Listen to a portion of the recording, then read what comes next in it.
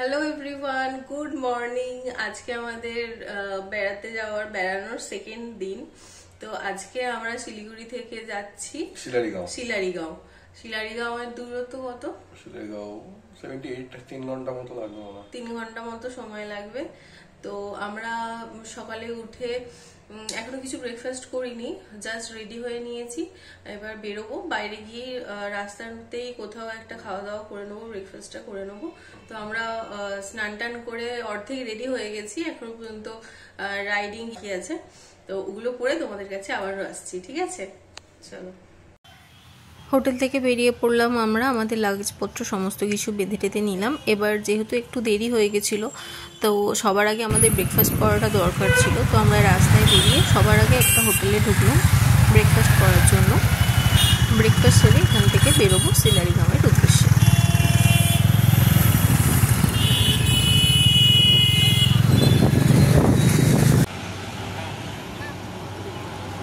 Breakfast করার জন্য একটা দোকানে এসে দেখছি।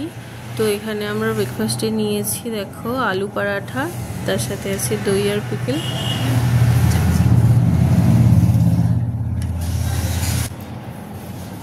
আর এখানে আছে পুরি আর চানা, আর এখানেও আছে আচার আর পেঁয়াজ।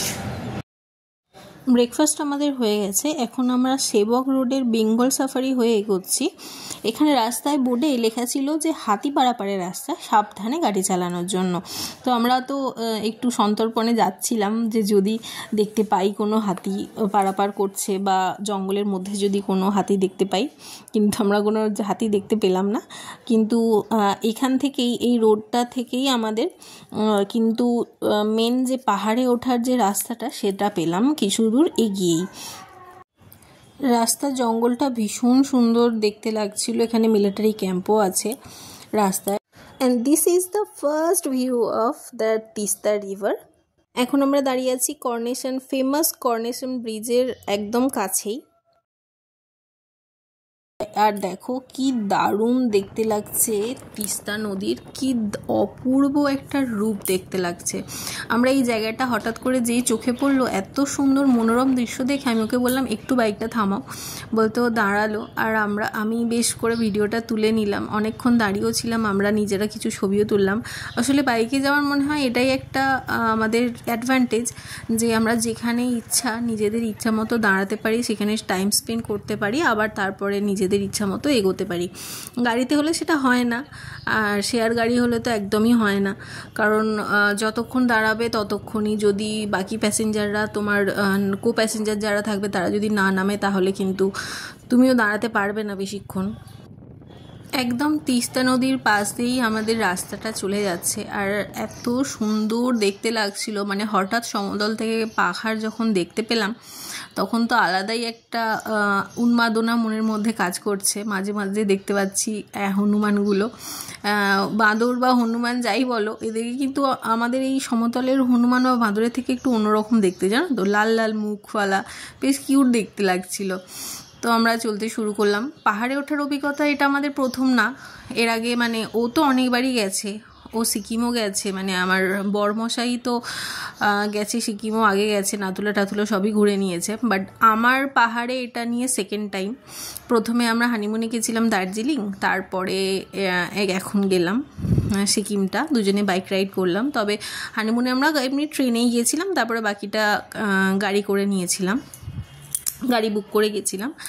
আর সেই জন্য মানে আমার সেই আগের দার্জিলিং যাওয়ার যে ফার্স্ট অভিজ্ঞতাটা, পাহাড়ে ওঠার পাহাড়ের রাস্তা, সেই অভিজ্ঞতার কথা মনে পড়ে যাচ্ছিল। তবে এটা একদমই ডিফারেন্স। যখন তুমি গাড়িতে থাকো তখন তুমি এই ভিউটা পাবে না আর কি, মানে যতটা দেখতে পাওয়া যাবে ততটাই। আর বাইকে গেলে কি হয়, একদম 360 ডিগ্রি তুমি ভিউ পাচ্ছ।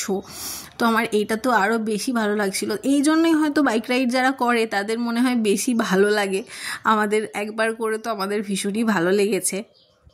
দেখো ফেব্রুয়ারিতে তিস্তার রূপ কতটা শান্ত, কতটা তৃপ্ত, কিন্তু কিছু বছর আগেই কিন্তু এত ভয়াবহ রূপ ধারণ করেছিল তিস্তা যে এই রোডটা একদম পুরো তিস্তাতে বিলীন হয়ে গেছিলো বলতে পারো, মানে ভেঙে গেছিলো, ভেঙে তিস্তার মধ্যে চলে গেছিলো।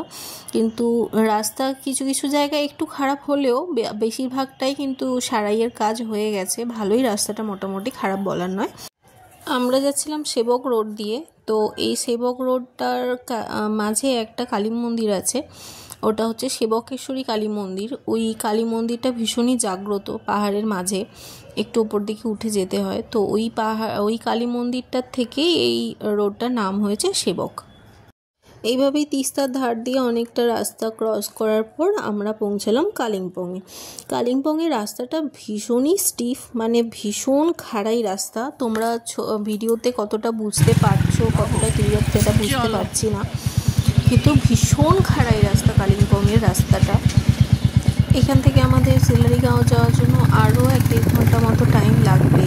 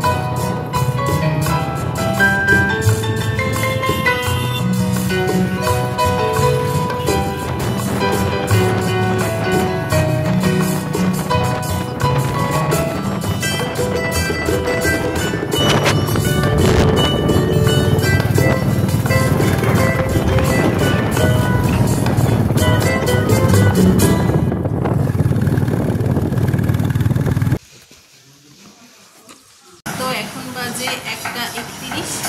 আমরা এখন কালিম্পংয়ে আছি। 1:25 আমরা এখন আছি কালিম্পংয়ে।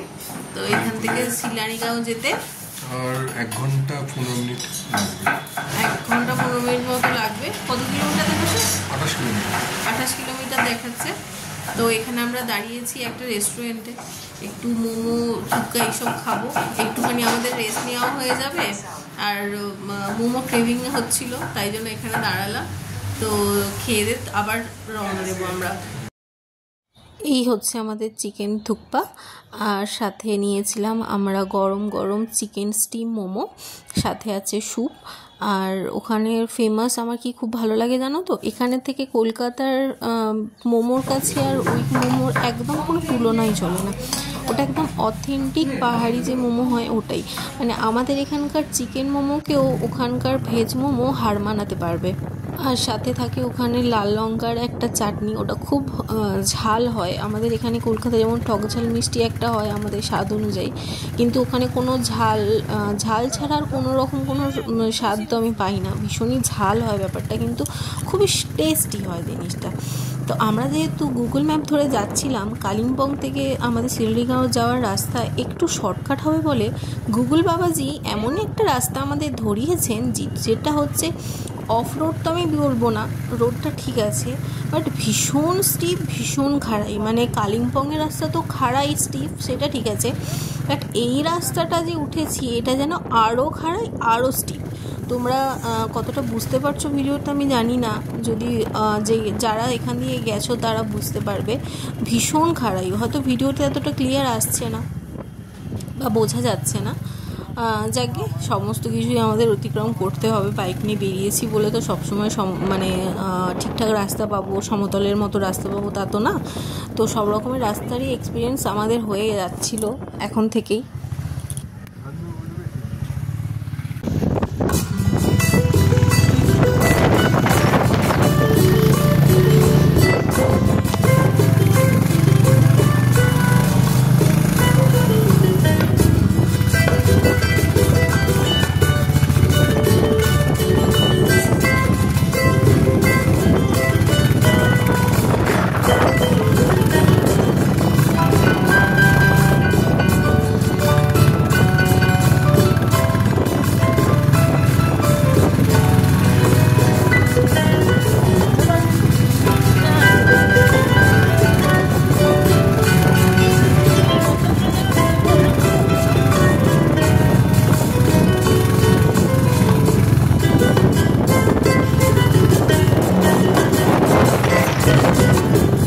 সিলারিগাঁও যাওয়ার আগে রাস্তাতেই আমাদের এই ভিউ পয়েন্টটা পড়েছিল। এটা একটা বুদ্ধা মন্দির মতো আছে।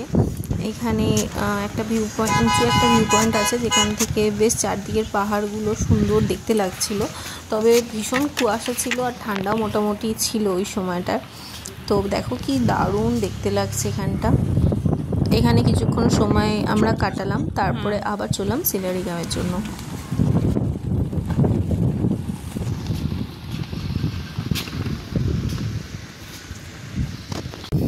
সিলারিগাঁওয়ে আমরা প্রায় ঢুকে গেছি।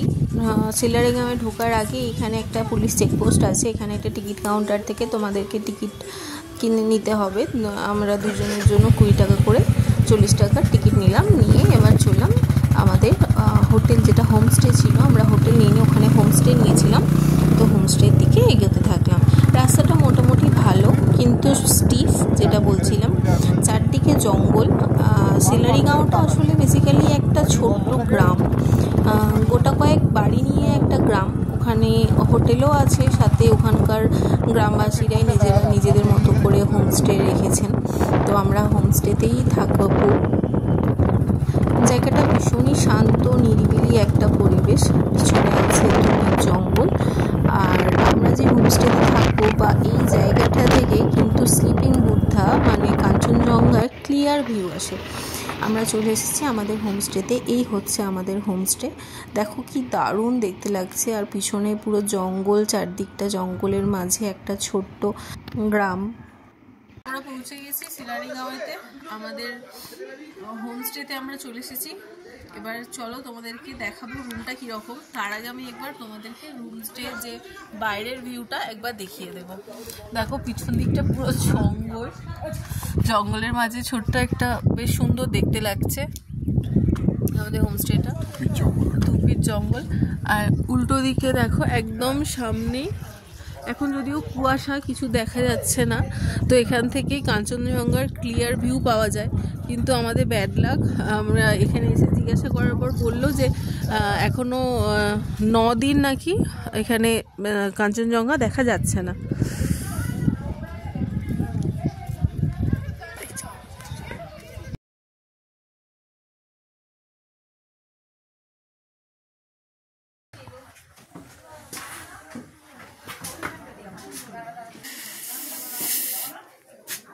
এই ডাবল বেড আছে, আর এদিকে সুন্দর জানালা আছে বেড সাইড।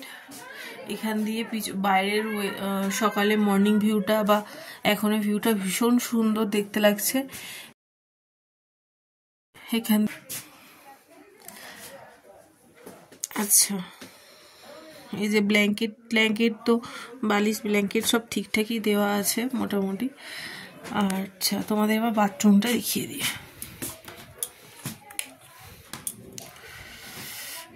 এই হচ্ছে বাথরুমটা। আমাদের পৌঁছাতে প্রায় 3:30 4টের মতো বেজে গেছিলো। তো আমরা ওখানে গিয়ে ডাইনিং প্লেসে গেলাম খাওয়ার জন্য, লাঞ্চটা করব বলে। এই হোমস্টের ব্যবস্থাপনা ভীষণই ভালো। আমরা গিয়ে জাস্ট লাগেজটা রাখতে না রাখতেই ওনারা আমাদেরকে ডেকে পাঠালেন গরম গরম ভাত আমাদের জন্য রেডি হয়ে গেছে বলে। তোমরা যখনই এখানে যাও, আমি ওনাদের সাথে কথা বলে জানতে পারলাম ওখানে কিন্তু এরকম একদম ধোঁয়া ওঠা গরম গরম ভাতই তোমাদেরকে পরিবেশন করা হবে। লাঞ্চে আমাদের ছিল ভাত, সাথে ঝুরি আলু ভাজা, ফুলকপি আলু দিয়ে একটা শুকনো শুকনো তরকারি, পাঁপড় ভাজা, ডাল আর ডিমের কারি। এখানে কিন্তু মেনু এটাই, মানে সব হোমস্টেতেই আমি যেটা জানলাম, আমি যেটা সার্চ করে দেখলাম যে ডিমের কারিটাই মেনলি পাওয়া যায়, রাতে চিকেন দেওয়া হয়। তো এখানে এটাই হচ্ছে সব জায়গায় মেনু। তো আমরা খাওয়া দাওয়ার পরে একটুখানি বেরিয়ে পড়লাম গ্রামটা এক্সপ্লোর করার জন্য। দেখলাম ভীষণই অফ রোড, বাইক নিয়ে যাওয়া যাবে না, তাও আমরা ধুপির জঙ্গলে যতটা উঠতে পারলাম উঠলাম, একটু ছবি তুললাম, ভিডিও বানালাম, বেশ ভালো লাগছিল। একদম কোয়ালিটি টাইম আমরা বলতে গেলে স্পেন্ড করেছি ওখানে। আর পাহাড়ের সন্ধ্যেটা আমার ভীষণ ভালো লাগে, কীরকম যেন ঝুপ করে অন্ধকার নেমে আসে, ভীষণই ভালো একটা ওয়েদার ছিল। ইনি হচ্ছেন এই গ্রামেরই একজন বাসিন্দা, কোথায় বাড়ি তা জানি না, কিন্তু আমরা যতক্ষণ ছিলাম এই দিন থেকে পরের দিন সকাল পর্যন্ত আমাদের ফুল কোম্পানি ওরা দিয়ে গেছেন। এনার সাথে আর একটা বন্ধুও ছিল, তো ওকে একটু আদর টাদর করে আমরা একটু অন্ধকার নামতে ফিরে এলাম আমাদের হোমস্টেতে। দেখো আমাদের হোমস্টের বাইরে কত রকমের ফুলের গাছ, মানে দেখেই জাস্ট মুগ্ধ হয়ে যাচ্ছিলাম। সন্ধ্যেবেলায় আমাদের রুমে এসে গেছিলো গরম গরম মিল্ক টি আর হচ্ছে পকোড়া। তো বাইরে ওয়েদারটা দেখো, জাস্ট চায়ে চুমুক দিয়ে বাইরেটায় বেরোলাম, দেখলাম বিভৎস বৃষ্টি আর সাথে বিদ্যুৎ দিচ্ছে, বজ্র বিদ্যুৎ সহ বৃষ্টিপাত যেটাকে বলে। তো ওয়েদারটা খুবই ঠান্ডা হয়ে গেছিলো, তাই আমরা দুজনের জন্য আরও দু কাপ কফি নিয়েছিলাম। আর আমাদের সাথে কিছু স্ন্যাক্স আইটেম ছিল, ঝুড়ি ভাজা, তো সেই সব দিয়ে আমরা সন্ধ্যেবেলাটা খেলাম বৃষ্টির আমেজ উপভোগ করতে করতে। ওয়েদারটা ভীষণ ঠান্ডা বাট ভীষণ মনোরম ছিল। হ্যালো এভরিওয়ান, এখন আছি আমরা সিলারিগাঁওয়ে আমাদের হোমস্টেতে। তো বাইরের ওয়েদারটা দেখতেই পাচ্ছ, বাইরের ওয়েদারটা দেখাবো বলেই আমরা রুমের বাইরে এলাম। বাইরে ভীষণভাবে বৃষ্টি পড়ছে, ভীষণ ঠান্ডা। এখন এই মুহূর্তে 8 ডিগ্রি সেলসিয়াস, বাইরে ভীষণভাবে বৃষ্টি হচ্ছে।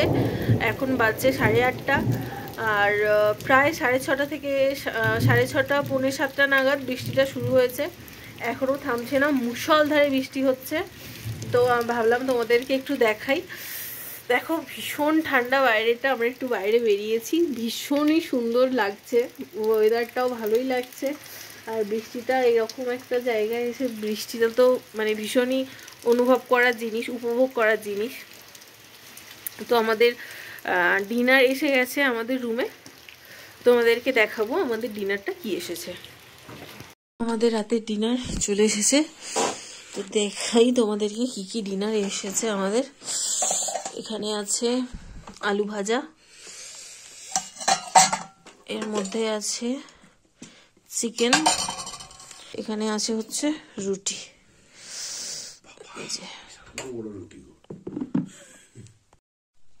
খাবারের স্বাদ ভীষণই ভালো ছিল, চিকেনটাও ওয়েল কুকড আর খুব টেস্টি।